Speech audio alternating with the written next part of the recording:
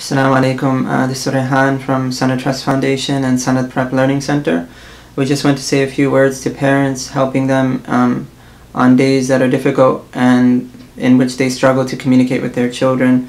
We've gotten some feedback from our own parents, and we've seen in the community that parents struggle when challenges are faced to communicate with their children in an appropriate way. And so although we may not have all the answers, we've been working with children for many years, and we continue to do that work. And we felt that there was a few things that we could share that might be of benefit. So to begin, inshallah, Bismillah ar-Rahman ar-Rahim, Alhamdulillahi Rabbil Alameen, Allahumma salli ala Sayyidina Muhammad. The message that we have for our own family and for other parents of our students here at the center, and inshallah for anyone who may be watching this video, is to be very conscious of their emotions and their perspectives, and to be very careful of not projecting those things onto children. It's unfair to transfer your anxiety, your sadness, and your agitation to your children. It's actually an abuse of your responsibility. And their right is that they feel safe. Their right is that they feel protected. Their right is that they feel emotionally secure. And so it's an abuse of your authority and our authority as parents to transfer those emotions into our children. So we should always try to be very, very mindful of that, inshallah. So it's one of the first things that we want to remind ourselves and you about. The other thing that we want to remind ourselves about is that when the Prophet ﷺ and other prophets as well felt these emotions and had these feelings, what did they do? They certainly did not transfer them to another audience. A lot of times these emotions and thoughts were processed privately or with a small group of individuals, perhaps a spouse or adult companions.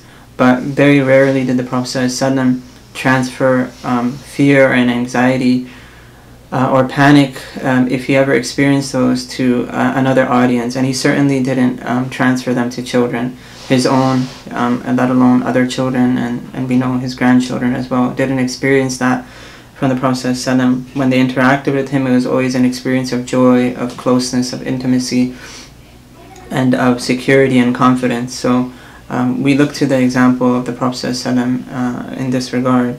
And when things were difficult for him, emotionally or physically, we know from all of our teachers that he turned to Allah subhanahu wa ta'ala.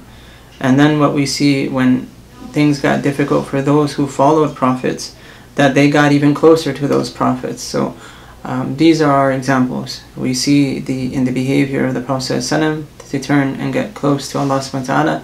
And then we see from the companions of all prophets that when things got difficult for them, they became closer to the prophet that they followed. And so this is also a reminder for ourselves and for other parents that these are the actions that we should be taking inwardly for the sake of ourselves and certainly for the sake of our children. Also, we need to limit the amount of news entertainment that we're consuming. We could make an analogy to junk food.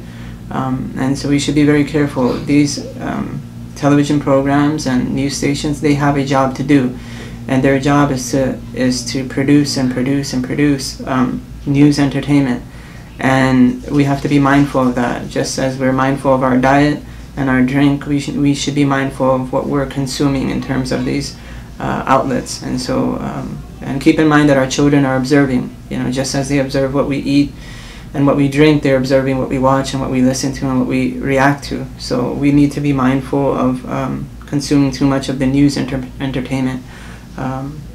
When facts are known and conclusions have been confirmed, then there's little more that information can do in those circumstances. Typically when conclusions are founded, then we move forward from that point with the knowledge that we have. There's a little added benefit to add too much color to every event. And so these are some reminders. Referring back to our emotional state, one thing that's very important and that we see also in the life of the Prophet ﷺ, that he always reflected joy and light and happiness towards children. And so it's very important that no matter the events that may happen now or 10 years from now or tomorrow, that as parents we always reflect light, we always reflect joy, and we always reflect love and happiness to our children. Again, it's one of the rights that they have upon us. And it's their sanctity of their youth that we should preserve, and we shouldn't be selfish in that regard. And inshallah, it's an amana that we have in terms of our children. So, and then a few final points. It's just to have perspective on events that happen to us, whether they're good or whether they're bad. We reminded the students earlier today that when things that we perceive to be good happen to us, we show gratitude, and when things that we may perceive to be bad for us happen, we show patience. And so it's very important that we have perspective regarding events of today and tomorrow and thereafter, that even our emotional roller coasters, if you're experiencing that, are being done in the relative security and peace of your home and shelter. And these are blessings that we can't ignore, that you're able to have your emotional epiphany and drama in the security and safety of good shelter and comfortable beds. And so we shouldn't allow our anxiety and our emotions to lose sight of the bountiful blessings that we have in this country, particularly. One of the other things that we reminded the students about today, and I encourage you to remind your children, is that our principles as Muslims remain the same. There are principles of integrity, of chivalry, of honor, of dignity. These are things that are unchanged and immovable, and everything is subjugated by the power of Allah subhanahu wa ta'ala, that there is only one creator and everything else is creation, and everything is done and exists by the permission of Allah. So having perspective on things, having perspective on events, and having perspective on how and in what context we're experiencing those events is very important. And then finally, just to remind ourselves that nothing is above the power and control of Allah subhanahu wa ta'ala. This is something that we need to be mindful of always, and we need to also convey to our children as well, that their safety and security and their peace and their happiness is all under the banner of Allah subhanahu wa ta'ala and the control of Allah. The last point that we wanted to make is regarding institutions like Sanad Trust Foundation and Sanad Prep and the Learning Center that we've established here for 6 years now.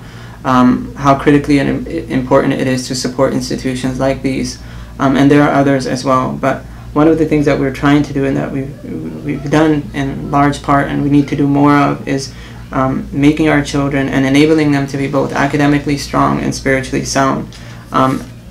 Events like recent events, and there may have been those in the past, and there may be those in the future, remind us that things are not just all about academics and votes. They're about hearts and souls. And so an institution like Sanad and the Sanad Prep Learning Center really strives to strengthen the spiritual mettle of the children that we have here. They have rigorous academic curriculum, but we pay a lot of attention to their heart, and we pay a lot of attention to their soul. And it's important that institutions like this be supported. It's hard work, it's not easy. And so we're asking for your support of not only Sanad, but any institution that may be near to you and dear to you, that you make effort to support those in an earnest way. There's so many that we can't name them all right now, but that you take notice of their work, and that you try to support them both inwardly and outwardly. And specifically in relation to the students here, we ask for your support, we ask for your prayer, we ask for your dua, that Allah protect them and protect you and protect all the families, because the work of strengthening them inwardly and outwardly is challenging at times.